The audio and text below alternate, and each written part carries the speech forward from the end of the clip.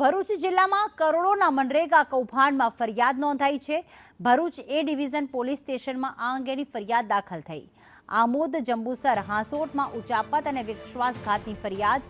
56 ગામોમાં 7 કરોડ 30 લાખના કૌભાંડની પોલીસ ફરિયાદ દાખલ થઈ। કરોડોની ઉચાપત થઈ હોવાનું પણ બહાર આવ્યું। જલારામ એન્ટરપ્રાઇઝ એજન્સી સામે ફરિયાદ દાખલ થઈ। રફીક અમારી સાથે જોડાઈ ગયા છે। રફીક, આ કૌભાંડ આચરવામાં આવ્યું છે તેવી ફરિયાદ દાખલ થઈ છે। કોનું નામ છે આ ફરિયાદમાં? હાલ આપણે વાત કરીએ તો ભરૂચની અંદર જંબુસર, આમોદ અને હાંસોટની અંદર ઉચાપત અને વિશ્વાસઘાત મુજબ ગુના દાખલ થયા છે।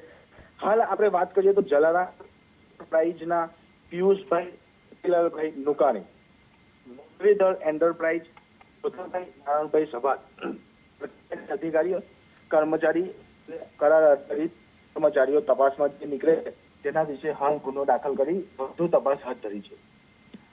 આભાર રફીક તમામ માહિતી માટે।